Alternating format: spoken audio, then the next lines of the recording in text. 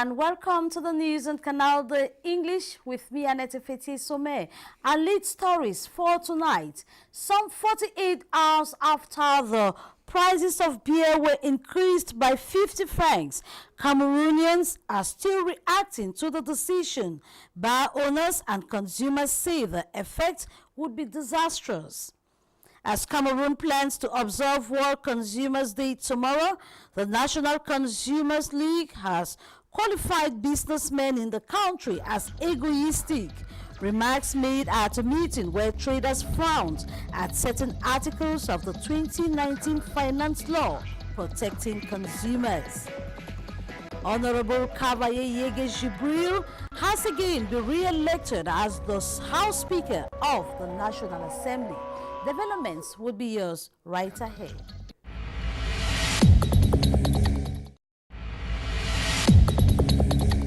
We begin with this news information where Reverend Geraldine Foreman, president of the Cameroon Community Media Network, has been released after reportedly being arrested by forces of law and order today with orders from the mayor of Buea, Patrick Ekema Isunge.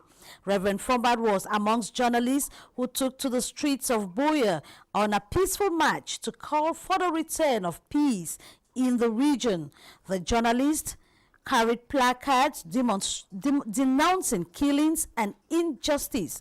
However, the Buea Council has released a statement distancing itself from the arrest. As we heard in our headlines, following an increase of the prices of some alcoholic drinks in the country, Cameroonians are still reacting to the decision. Bar owners as well as consumers say the decision will be disastrous to some businesses. As we hear in this report with Ndi Morin. It is a busy day in this bar situated at a popular roundabout in Douala. Inside, contesting reactions from bar owners and most especially beer consumers have become the order of the day. It is the same reaction from the president of the trade union of bar owners. Heve Nana frowns at government decision, regretting it will affect investments of brewery companies in Cameroon. We are not surprised with the decision. SABC has increased the prices of some of its products by 50 francs CFA, saying the 2019 fiscal burden left them with no other option. But we had made several propositions to government, especially at the time the finance law was not promulgated, who told them it will have a drastic effect on the capital investments of brewery companies. According to some consumers, some bar owners have taken advantage of the situation to illegally increase the prices by 100, 150 and 200 francs and above in certain areas. What the trade union and consumers' rights associations are condemning. Not all beer were touched. As concerns UCB, only Kaji beer witnessed an increase. As concerns SABC products, 33 Exports, Castel, Music, and Insenbeck, while Beaufort and similar brand products did not. The only soft drinks that witnessed increase are Gino and Orangino and Orangina. Guinness products are also concerned by these. The Joe Smooths, Hap, Malta Guinness and Orangine maintained their prices, while the rest saw the prices stepped up. Some of the bar owners raise the problem of coin scarcity and say it is a big problem when it comes to reimbursing customers. Some have gone as far as preempting how it would lead to the closure of many bars in the country. Nevertheless, others see the increase as a good thing because, according to them, it will reduce alcoholic consumption and thus better health of Cameroonians. Beer price, Maureen. As Cameroon prepares to observe World Consumer Rights Day tomorrow, the National Consumers League in the country has qualified business persons as being egoistic, thinking about their profit margins and careless about the dangers of certain products on the health of consumers. This remark was made at the sidelines of a meeting in Douala where traders frowned at certain articles of the 2019 finance law. Amber Gladys Diban has details. The degenerating crisis in the two English-speaking regions of Cameroon, the fight against the insurgent group Boko Haram, and increased kidnappings in the northern parts of the country, as well as attacks in the East region, one of the reasons for an increase in excess duties and value-added taxes on some commodities like alcoholic drinks and tobacco in the 2019 finance law. No, what can explain it is the context, it's the general context of the economy. You know the major crisis the Cameroon has been facing these last years. You know the engagement we take from the international partners, International Monetary Fund. You see the fall of the crude oil courses on the international market. All the challenges, these are the major challenges Cameroon is facing. And the cost of war, because we don't speak enough about, we don't give enough details about that, war costs a lot. So in order to be able to achieve all those goals, we are bound to find new, different strategies to achieve to be able to achieve the budget.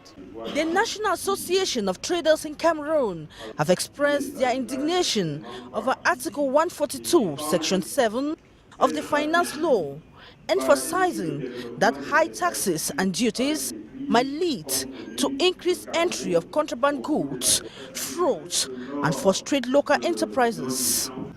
These will consequently lead to a slump in the economy. The National Consumers League backs Article 142, Section 7 of the Finance Law, taking cognizance of the effects of tobacco and alcohol on human health. Tobacco and alcohol, they are not goods of essential necessity. Those are luxury goods, and we in the Cameroon Consumer League, we think that not only should there be increase in custom duty for those goods, but they should also increase the prices of the goods, because the retailers or the business people, they are looking at their personal interest, what they have to gain from sales of their tobacco and alcohol, but they don't see the health impact of this tobacco and alcohol on the population. If the prices are increased, it will reduce the number of people who are consuming. One life is very important. One person that you reduce from consuming cigarette or alcohol. The 2019 finance law is still at the center of debates, as some traders and enterprises still face problems understanding certain articles and sections of the law. In a bid to solve the high rate of unemployment in the country, the National Employment Fund and the Cameroon Chamber of Commerce have signed a partnership agreement to assist youths morally and financially to become entrepreneurs. Once more, Amber Gladys Diban reports. By signing this convention, the National Employment Fund and the Chamber of Commerce, Industries, Mines and Crafts are committed to give youths in Cameroon the opportunity to become entrepreneurs of their own destinies.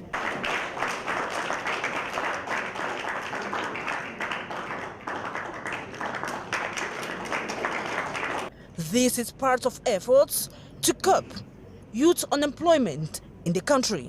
Today we just formalized our partnership in the area of entrepreneurship. That means, you know, that in the impulsion of the president, the dynamic of the president of the Chamber of Commerce, we have created the training center for the young people, and those training centers produce the young people which can create their own enterprises. in the technical areas. Lack of coaching, vocational training and orientation, as well as lack of information on existing opportunities have been advanced as major reasons for the high level of joblessness amongst youths in Cameroon. The training is really one of the principal problems, because the young people, many of young people, I can say that 70% in our database, 70% of the young people doesn't have the competence, the skills. They don't have the skill corresponding to the profile offers by the enterprises. That is also the problem. And all those problems maybe, the strategies, policies, and orders. With the current convention, therefore, project initiatives will be accessed, supported, and followed up, while those who lack fundings will be trained on strategies to access funds so that they can in turn create more jobs. We will give them advice, orientation, the education for how can create an enterprises, how to find financings, and we can also give money, a little money when we have. We give 80% of the total cost of the project we can give. So this is the main point of this convention we signed today. The president of the Chamber of Commerce, Christopher Ekeng, underscored the importance of the contributions of small and medium-sized enterprises to the growth of the economy, urging youths to make good use of historic training at the Pilot Incubation Center in Bonaberi, Douala, where they will gain knowledge on small business management and agricultural produce processing. Some students in Douala have been told to study hard so that they can succeed in life. Employment and Vocational Training Minister Issa Chiroma Bakari made the call in Douala as he launched a forum to exhibit jobs at the ports. Christelle Katala has details. Le secret de la réussite, c'est avoir une profession. The secret of success is to have a profession, have an occupation. And to have an occupation, you need training. Il faut être formé. These were the words of the Minister of Employment and Vocational Training, Issa Chiroma Bakari, as he officially launched the 8th edition of the International Forum of Jobs and Employment. This occasion that brings together some 800 students from lower and upper seats, accent is laid on job at the port. Quand nous avons lancé ce projet, et c'est la première fois. This is the 8th edition and the first time that the Minister of Employment is effectively taking part. We hope henceforth the Minister will assist us. Le soutien va se poursuivre. The practical phase is being taken care of by the National Trade Union of Freight Agents and Transporters of Cameroon. La contribution est très pratique.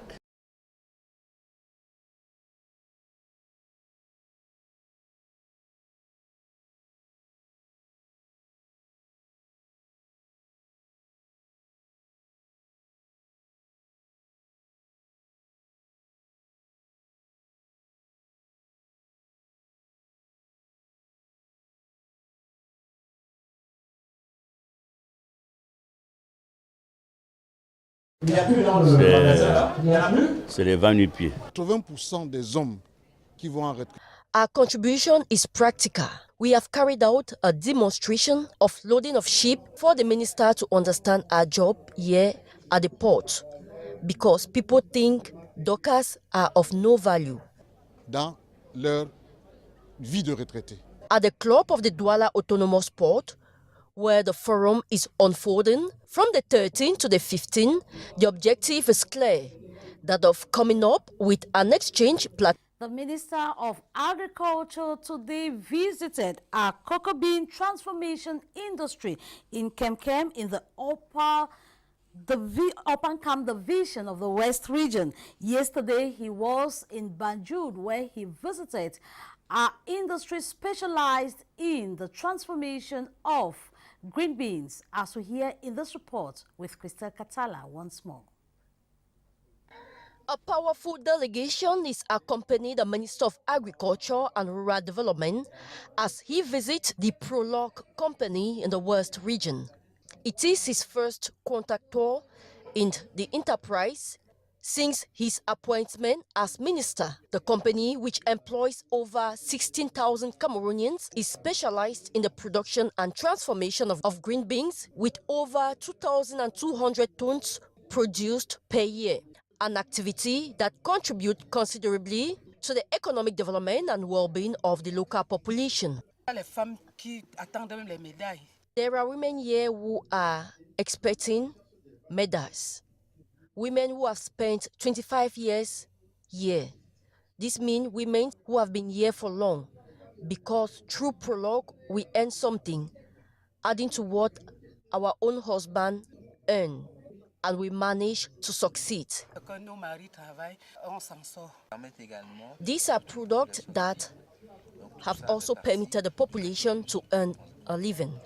So all this is a plus for Prologue. You have different types of green beans here. We also have different types of products, world package.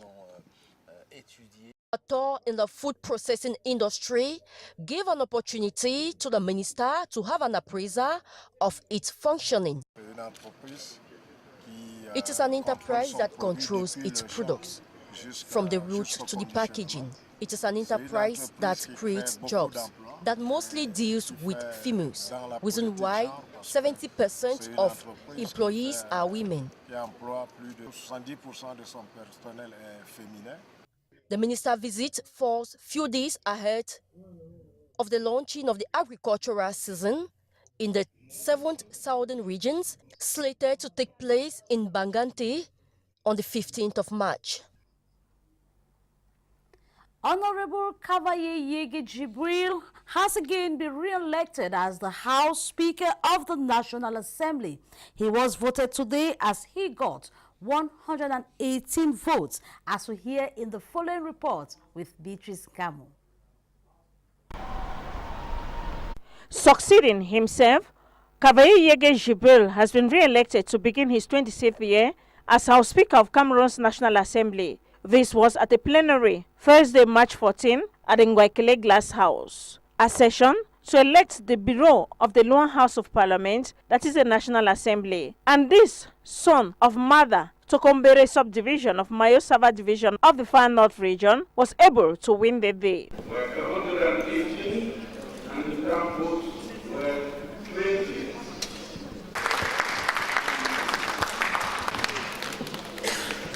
Honorable Kavaye Yege Jibril begins a new term, continuing what he started in 1992. This time around, for reasons only the SDF, like the other opposition parties at the National Assembly best know, the election was without any noise. Especially also, one can think that it is coming this 2019 when parliamentary elections are supposed to hold, and the changes are sure boiling quietly. Entering the National Assembly as an MP in 1968 and having occupied the post of Questor and Vice President, House Speaker Honorable Kavaye Yege Jibril continues mission. The 23 members of the Bureau were also elected this day. After these elections of the Bureau of the National Assembly, therefore, the March session of the Assembly will continue its deliberations. Cameroon has again been described as a laboratory for human rights violation in its just released 2018 Human Rights Report. The U.S. State Department has chronicled a series of human rights violations said to be committed in Cameroon. This report with Regina Leke Fonja Tandang. Cameroon has once more come under the spotlight. A human rights report for 2018, published by the United States Department on Wednesday, has painted a deplorable human rights situation in the country. The report noted that the conflict in the northwest and southwest regions resulted in serious human rights violations and abuses by government forces, as well as armed Anglophone separatists. The report equally highlighted increased arbitrary and unlawful killings by security forces as well as armed Anglophone separatists. In 2018, the prolonged arbitrary detention, including suspected Anglophone separatists by security forces, characterized Cameroon's human rights climate. The U.S. State Department quoted the case of Siseko Ayuk Tabe and 46 others who were abducted in Nigeria and kept incommunicado with their lawyers and family for 6 months. According to the same report, civilian authorities at times did not maintain effective control over the security forces, including police and gendarmerie. Consequently, these forces abused their powers on innocent civilians. There were equally cases of rape and sexual abuse perpetrated by the Cameroon military. A case in point was a 16-year-old girl who was raped in Bamenda by a military officer under the pretext of identification check. The report equally painted a very hostile working atmosphere for journalists, most of whom were targeted by government forces for reporting sensitive issues the government would rather keep private. The report equally zoomed on prison conditions in the country, which it described as harsh and life-threatening, overcrowded, poor meals, and lack of health access. Government security forces were widely believed to be responsible for the disappearance of suspected Anglophone separatists, with reports of bodies dumped far off the site of killing to make identification difficult. The 2018 presidential elections, according to the report, was characterized with several irregularities featuring fake Transparency International observers. We now move on to something else where the Ministry of Urban Development and Housing has come into agreement with officials of the social vaccine program against STDs, HIV and AIDS with focus in urban centers. The goal is to curb prevalence amongst young people. This report with Beatrice Ngamo.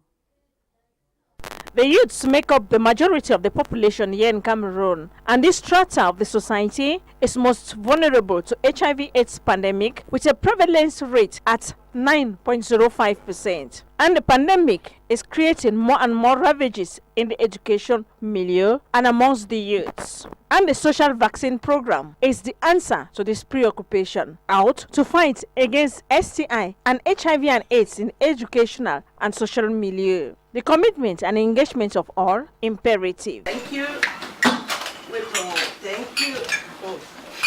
Thank you. And so, this partnership agreement signed between the Minister of Urban Development and Housing and this official in charge of the social vaccine program of Cameroon's First Lady, March 13th in Yaoundé. Celestine Kecha-Koutes, the name of her ministry, engages in the concept which will help to not only sensitize the youths, but the urban community as a whole against STIs and HIV and AIDS. It's very important for me to support the program, knowing that we have to support for inclusive cities, youth to be stronger and good health. I have been one of the beneficiaries of this program at Bangante. And I've understood that when you touch those sectors, young, teachers, is sure that you are touching all the society. So now I want to make it happen in all the city of our country. This collaboration responds to one of the mission of the ministry, participation in the prevention of social ills, insertion of youths in difficulties living in urban areas. The social vaccine program by Cameroon's First Lady is to increase HIV/AIDS awareness, especially amongst youths from all strata, a plus effort for a society free from sexual transmission of STIs, HIV and AIDS through good behaviors. This report brings us to the end of the newscast tonight on Canal de English.